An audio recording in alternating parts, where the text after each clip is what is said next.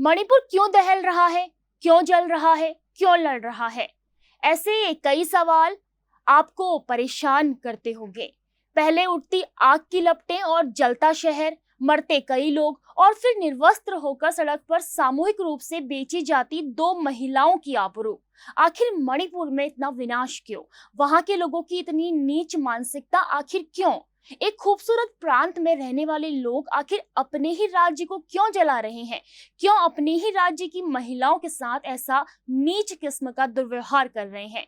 ये सारे सवाल आपके जेहन में जरूर आ रहे होंगे। नमस्कार, मेरा नाम रेणु प्रेती है। आइए आज खबर उत्तराखंड में आपको इन सभी सवालों के जवाब देते हैं। लेकिन इस हिंसा की वजह जानने से पहले ये जानते हैं कि मणिपुर में किन लोगों के बीच ये लड़ाई हो रही है। मणिपुर भारत के पूर्वोत्तर में स्थित एक राज्य है। इस राज्य की राजधानी इम्फाल है। इम्फाल घाटी राज्य के बिल्कुल बीच में है और इसके चारों तरफ पहाड़ी इलाके हैं। मणिपुर में मैतेई, नगा और कुकी आदिवासी ये तीन समुदाय रहते हैं, जिनमें से विवाद मैतेई और कुकी नगा समुदाय के बीच हुआ है। एक तरफ जहां मैतेई पढ़े लिखे हैं तो वहीं कुकी नगा पहाड़ी क्षेत्र में रहकर खेती करते हैं। आइए पहले जानते हैं मैतेई और नगा और कुकी समुदाय में क्या भिन्नताएं हैं। अमर उजाला की रिपोर्ट में 2011 की जनगणना के आधार पर छपी एक रिपोर्ट के मुताबिक मैतेई मणिपुर में बहुसंख्या में निवास करते हैं। 57% मैतेई लोग इम्फाल घाटी में रहते हैं, जो कि राज्य का 10% भूभाग है। वहीं राज्य में नगा और कुकी आदिवासी लगभग 43% हैं। यह मणिपुर की 90% जमीन पर निवास करते हैं। अधिकतर मैतेई हिंदू हैं और 8% मुसलमान हैं। नगा और कुकी जोमिस जनजाति मुख्य तौर से ईसाई है।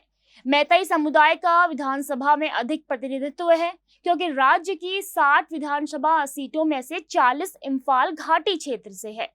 कुकी और नगा समुदाय पहाड़ी क्षेत्रों में रहते हैं और खेती किसानी मुख्य रूप से अफीम की खेती करते हैं। इस क्षेत्र से केवल 20 विधायक ही विधानसभा जाते हैं। 90% जमीन पर राज्य की कुकी और नगा की 35% मान्यता प्राप्त जनजातियां रहती हैं। ऐसे में इतना स्पष्ट है कि मणिपुर के 90% पहाड़ी क्षेत्र में नगा और कुकी आदिवासी रहते हैं, जिनमें से 35% लोगों की जनजाति मान्यता प्राप्त है। वहीं केवल संख्या में ज्यादा लेकिन कम स्थान, केवल 10% भूभाग इम्फाल घाटी पर मैतेई समुदाय के पास है, जिन्हें कोई भी सरकारी जनजाति की मान्यता नहीं मिली है।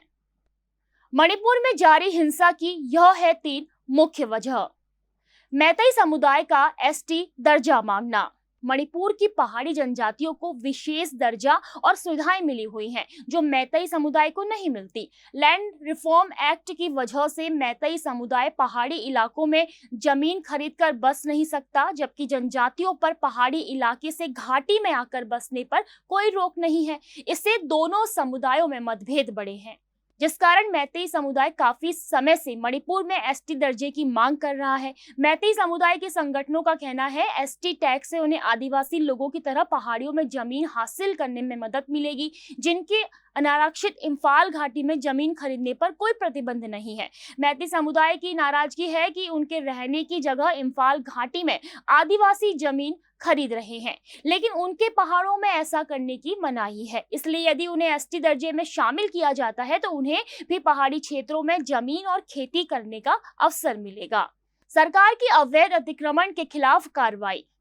मणिपुर में हिंसा का दूसरा कारण वहां मुख्यमंत्री द्वारा अवैध अतिक्रमण को हटाना है। दरअसल मणिपुर सरकार का कहना है कि आदिवासी समुदाय के लोग संरक्षित जंगलों और वन अभयारण्य में गैर कानूनी कब्जा करके अफीम की खेती कर रहे हैं। ये कब्जे हटाने के लिए सरकार मणिपुर फॉरेस्ट रूल 2021 के तहत फॉरेस्ट लैंड पर किसी तरह के अतिक्रमण को हटाने के लिए एक अभियान चला रही है। तो वहीं आदिवासी का कहना है कि ये उनकी पैतृक जमीन है, उन्होंने अतिक्रमण नहीं किया बल्कि सालों से वहां रहते आ रहे हैं। सरकार के इस अभियान को आदिवासियों ने अपनी पैतृक जमीन से हटाने की तरह पेश किया, जिससे आक्रोश फैला और हिंसा होने लगी। कुकी विद्रोही संगठनों ने सरकार से हुए समझौते को तोड़ना। वहीं हिंसा का एक मुख्य कारण ये भी है कि कुकी विद्रोही संगठनों ने 2008 में हुए केंद्र सरकार के साथ समझौते को तोड़ दिया। दरअसल कुकी जनजाति के कई संगठन 2005 तक सैन्य विद्रोह में शामिल रहे हैं। मनमोहन सिंह सरकार के समय 2008 में तकरीबन सभी कुकी विद्रोही संगठनों से केंद्र सरकार ने उनके खिलाफ सैन्य कार्रवाई रोकने के लिए सस्पेंशन ऑफ ऑपरेशन यानी एग्रीमेंट किया। इसका मकसद राजनीतिक बातचीत को बढ़ावा देना था। तब समय समय पर समझौते का कार्यकाल बढ़ाया जाता रहा, लेकिन इसी साल 10 मार्च को मणिपुर सरकार कुकी समुदाय के 2 संगठनों के लिए इस समझौते से पीछे हट गई। ये संगठन है जोमी रेवोल्यूशनरी आर्मी और कुकी नेशनल आर्मी। ये दोनों संगठन हथियारबंद हैं। हथियारबंद इन संगठनों के लोग भी मणिपुर की हिंसा में शामिल हो गए और सेना और पुलिस पर हमले करने लगे। इन सब कारणों से जहां राज्य में हिंसा की चिंगारी फैली, तो वहीं 3 मई को मणिपुर हाईकोर्ट के फैसले ने राज्य में हिंसा को आग देने का काम किया। दरअसल दशकों से जारी इस मांग को लेकर जब मणिपुर हाईकोर्ट ने एक याचिका पर सुनवाई करते हुए राज्य सरकार से कहा कि वो मैतेई समुदाय को एसटी दर्जा दिए जाने की मांग पर विचार करे, तो इसी फैसले से नाराज all tribal student union Manipur ने 3 मई को चुराचांदपुर जिले के तोरबंग इलाके में आदिवासी एकजुटता मार्च बुलाया और यहाँ से बात बड़ी हुई और हिंसा तक जा पहुंची थी। इसके तुरंत बाद नगा और कुकी आदिवासियों के इस मार्च में भड़की हिंसा ने एक ही रात में भयंकर रूप लिया। मार्च खत्म होने के 1 घंटे बाद ही मैतेई लोगों का एक समूह बंदूकें लहराते हुए कुकी गांव में घुस गया और उनके घरों में आग लगा दी। हालांकि मैतेई समुदाय का कहना है कि कुकी ही मैतेई गांव में घुसे, घरों में आग लगा दी, उनकी संपत्तियों में तोड़फोड़ की और उन्हें भगा दिया। जिसके बाद राज्य में हिंसा भड़कने के बाद कर्फ्यू लगा दिया गया था और इंटरनेट सेवाएं बंद कर दी गई हैं। हिंसा के बाद ओलंपिक पदक विजेता और बॉक्सिंग आइकन मैरी कॉम ने मदद की गुहार लगाई थी।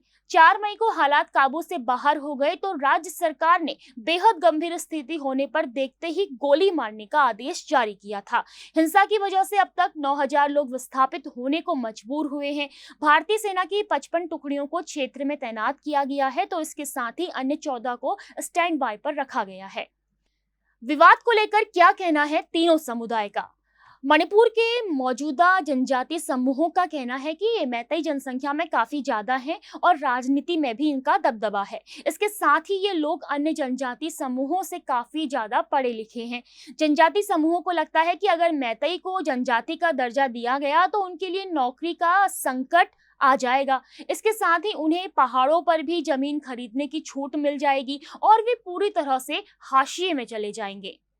वहीं दूसरी तरफ मैतेई समुदाय का कहना है कि कुकी मणिपुर के पारंपरिक निवासी नहीं है। ये लोग कहीं और से आकर मणिपुर में बसे थे।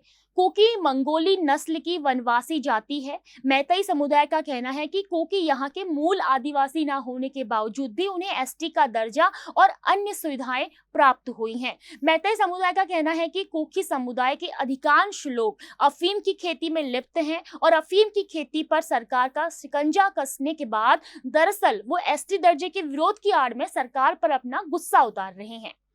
दिन प्रतिदिन वहां से हिंसा की खबरें, गोलीबारी की खबरें आने का सिलसिला जारी था, लेकिन 83 दिनों से जारी हिंसा के बीच कुकी समुदाय की 2 महिलाओं को नग्न करके सड़क पर घुमाने की वीडियो ने देश भर में लोगों को आक्रोशित कर दिया है। भीड़ में से मुख्य आरोपी सहित 4 लोगों को पुलिस ने गिरफ्तार किया है, अन्य की तलाश जारी है।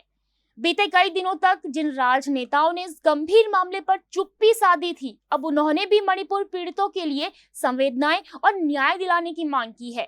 ये मामला कब शांत होगा? आग की लपटों में लिपटा शहर कब ठंडा होगा? क्या पीड़ितों को न्याय और गुनहगारों को सजा मिलेगी? ये वक्त के साथ ही पता चल पाएगा। लेकिन 83 दिनों से जारी मणिपुर में हिंसा के घाव को शायद ही कोई भर पाए। नमस्कार।